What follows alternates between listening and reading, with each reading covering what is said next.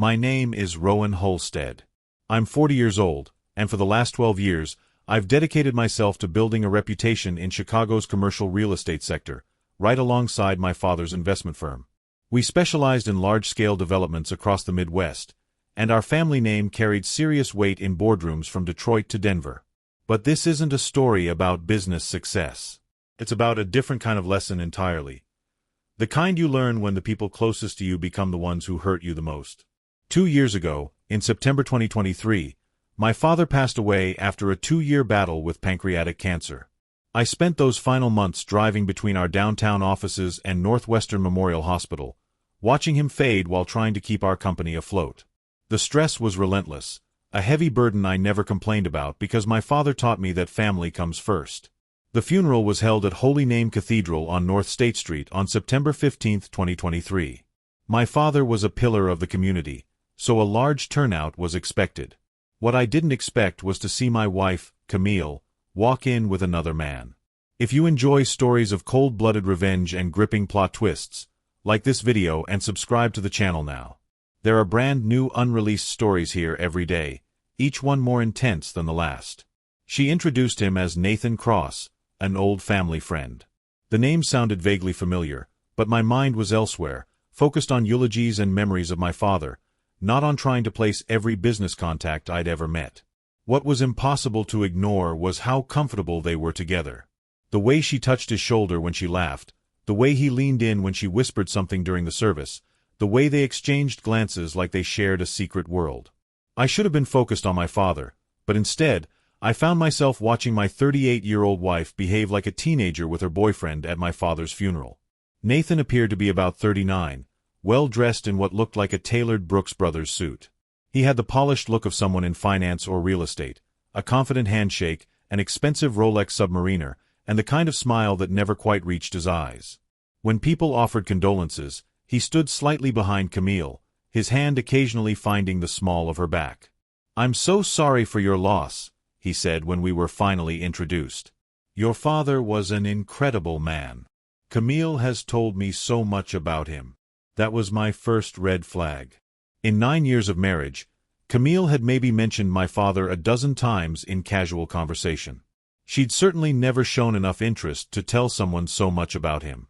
During the reception at the Union League Club, I started watching them more carefully. They moved through the crowd like a couple, not like old family friends. When Camille went to get drinks, Nathan's eyes followed her across the room.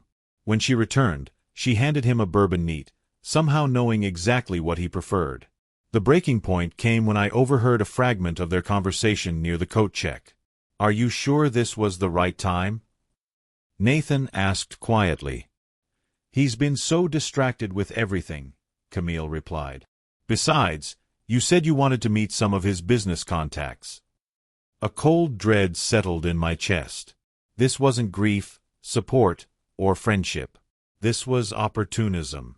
They were using my father's funeral as a networking opportunity while I was drowning in grief. I didn't confront Camille that night. I didn't ask questions or make accusations.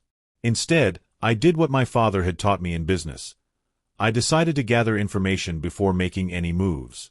The next morning, September 16th, while Camille was at her yoga class in Lincoln Park, I called Tommy Rodriguez, a private investigator I'd used for due diligence on potential business partners.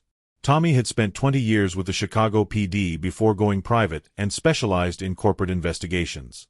"I need a full background check on someone," I told him. "Nathan Cross. Probably works in real estate or finance, around 39 years old. Personal or business?" Tommy asked. "Both. And I need it done quietly." Within a week, Tommy had built a comprehensive profile. Nathan Cross, 39 years old, senior account executive at Meridian Commercial Properties. They specialized in warehouse and industrial developments, exactly the type of properties my father's company had been developing for decades. That's when the pieces clicked into place. Meridian had been one of our preferred contractors for the past 3 years. They'd handled the commercial build-outs for 4 of our major projects, including the distribution center we'd completed in Schaumburg back in July, just 2 months before my father's death. Nathan had been our primary contact on 2 of those deals. That's why his name had sounded familiar at the funeral. So much for being an old family friend. He was a business associate who'd been in our meetings multiple times during the summer while I was spending long hours at Northwestern Memorial with my father. The familiarity I'd sensed at the funeral suddenly made perfect sense, but not in the way he presented it. Over the following weeks, Tommy's investigation revealed the full timeline of their affair. Bank records from our joint account showed expensive charges at restaurants in the Loop, places like Gibson's Bar and Steakhouse and the Capitol Grill, starting in June 2023, always when Camille claimed to be out with friends. Hotel charges at the Four Seasons and Peninsula Chicago throughout July and August, supposedly for spa days, while I was spending overnight shifts at the hospital during my father's worst days. The phone records were damning. Our mobile plan showed calls and texts between Camille and Nathan's number starting in June. Photos from Nathan's social media accounts showed him at locations where Camille claimed to be shopping with friends or at book club during those same summer months. They'd been planning this relationship for months. While I was watching my father die, they were building their affair using our shared resources and my schedule. But the most useful piece of information was Nathan's employment situation. As a senior account executive at Meridian, he was essentially a glorified salesman. His income depended entirely on maintaining relationships with clients like our company. And after inheriting my father's business in September, I now controlled those relationships. I'd also inherited something else. My father's legal team at Kirkland & Ellis, one of Chicago's most prestigious law firms. Before his death, my father had made sure all our business contracts included specific performance clauses and ethical standards provisions. Any contractor who violated our trust could be terminated immediately, and we could pursue damages for breach of contract. The marriage situation was trickier. When Camille and I got married in June 2016, she'd refused to sign a prenuptial agreement. She'd cried, said it showed I didn't trust her, and accused me of being unromantic. I was 31 and stupidly in love, so I agreed to marry without one. But now, I had leverage I didn't have before, evidence of adultery and the inheritance from my father's estate. Illinois is a no-fault divorce state, but adultery can still affect property division, especially when there's evidence that the marriage was entered into or maintained under false pretenses. My attorney, David Brennan, reviewed Tommy's evidence and my father's during our meeting on September 20th. We can argue that she married you for financial gain and that her infidelity shows a pattern of deception, he explained in his office on LaSalle Street. More importantly, we can draft a post-nuptial agreement that protects your inherited assets. Can we do that without her knowing? I asked. We can prepare everything in advance, he said. The key is presenting it as part of estate planning after your father's death. Make it seem routine, like updating insurance beneficiaries. While my legal team worked on protecting my assets, I began my professional response to Nathan's betrayal. I started with Meridian's current contracts. We had 2 active projects with them, a manufacturing facility in Aurora and a logistics center in Joliet. Both contracts included 60-day termination clauses for convenience. I called their CEO, Patricia Mills, and scheduled a meeting for September 25th. We're restructuring our contractor relationships after my father's passing, I explained. I want to bring everything in-house with our preferred partners. Patricia understood. In commercial real estate, relationships change when ownership changes. It happened all the time. The termination notices went out on September 30th. Clean, professional, citing strategic realignment. No mention of Nathan specifically, but everyone at Meridian would know which account executive had just lost the company their biggest client. The Holstead name carries weight in Chicago's commercial real estate market. My father spent 30 years building relationships with developers, city planners, and construction companies throughout Illinois, Wisconsin, and Indiana. When word got out in early October that we'd terminated our contract with Meridian, people started asking questions. I didn't have to say anything negative about Nathan. I just had to be strategic about what I did say. We're focusing on partners who share our family values, I told Robert Kane, CEO of Midwest Development Group, during lunch at the Chicago Athletic Association on October 8th.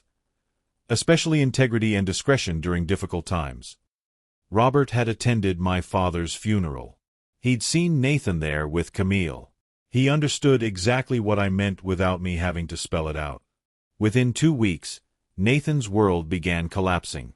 Meridian lost 3 more major contracts as developers decided to explore other options. Nathan's commission-based salary evaporated overnight. In commercial real estate, reputation is everything, and the Holstead family's subtle disapproval was like a scarlet letter. Meanwhile, I presented Camille with the post-nuptial agreement on October 15th. I chose a Wednesday evening after we'd shared a bottle of wine with dinner, something that had become routine since my father's death, as we both dealt with the stress differently. My attorney says we need to update our estate planning after Dad's death, I said, sliding the documents across our kitchen table. Insurance beneficiaries, tax structures, business succession planning, the usual complex stuff that comes with inheriting a company. Camille reviewed the papers carefully. She'd always been thorough with financial documents, which made David's presentation crucial. The language made everything sound like standard estate planning, protecting assets for tax optimization and ensuring proper business succession. The adultery clauses were buried deep in subsection 12.3b, described as provisions for material breach of fiduciary marital duties affecting business interests. This is all very detailed, she said, flipping through the pages. But if it protects the business Dad built, then it makes sense. She signed where David had marked with yellow sticky notes, trusting that the legal complexity was just due to the size of the inheritance. She just signed away any claim to my inherited assets and agreed to a clause that voided her rights to spousal support in cases of proven adultery. But the documents had been presented as routine financial planning, not the trap they actually were. By early November, Nathan was desperate. He'd been let go from Meridian on October 31st after losing the company millions in revenue. He tried reaching out to other firms, but word travels fast in commercial real estate. Nobody wanted to hire someone who'd lost the Holstead account. I heard through industry contacts that he'd applied for positions at smaller firms in Milwaukee and Indianapolis, trying to escape Chicago's tight-knit real estate community. But my father's business relationships extended throughout the Midwest. A few phone calls to old family friends, and Nathan found himself blacklisted wherever he went. The funny thing about desperate people is how they make increasingly poor decisions. Nathan started calling me directly in mid-November, leaving voicemails that grew more frantic each time. "Rowan, this is Nathan Cross. I think there's been some misunderstanding about our business relationship. I'd love to sit down and discuss how we can move forward." Then, "Look, I know you're upset about something, but this is affecting my livelihood. Can we please talk like adults? Finally, this is harassment, and I'm going to contact my attorney if you don't stop interfering with my career." I never returned his calls. I didn't need to. The market was doing my work for me. Camille, meanwhile, was getting suspicious about Nathan's sudden unemployment. She'd grown accustomed to expensive dinners and weekend trips to Wisconsin Dells. When those stopped in November, she started asking questions. "Nathan seems stressed lately," she mentioned one evening in early December, fishing for information. "Work troubles." "I think the economy's been tough lately," I replied, not looking up from my newspaper. "A lot of companies cutting back for the holidays." What she didn't know was that I'd been documenting everything. Tommy had helped me access our joint phone records, which showed the pattern of calls and texts between Camille and Nathan. I had records of every expense, every suspicious charge, every location. Her affair was mapped out in digital detail, ready for court proceedings. The breaking point came on December 18th. Nathan, apparently desperate enough to take risks, showed up at our house in Lake Forest on a Saturday afternoon. Camille wasn't expecting him. She was supposed to be at her sister's holiday party in Evanston. I answered the door. "Can I help you?" "We need to talk," Nathan said. He looked terrible, unshaven, wearing a wrinkled shirt, the expensive Rolex gone from his wrist. "You're destroying my life over nothing." "I'm sorry. Do we know each other?" I asked calmly. "Cut the crap, Rowan. I know you're behind what's happening to me. The contract cancellations, the blacklisting, all of it." "I think you're confused," I said. "I don't control other companies' business decisions."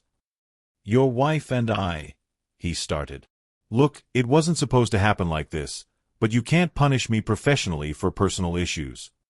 There it was, the admission I'd been waiting for, captured by our doorbell camera. "Nathan," I said, stepping closer to the doorway. "I want you to listen very carefully. You came to my father's funeral with my wife.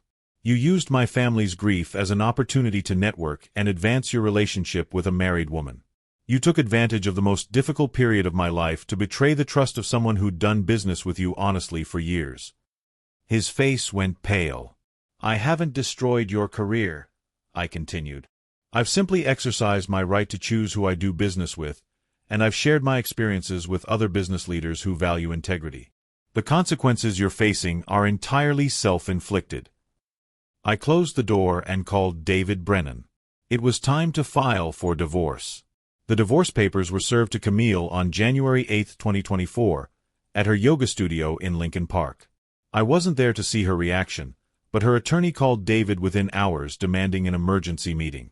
"Mrs. Holstead is willing to discuss terms," her lawyer said during a conference call on January 10.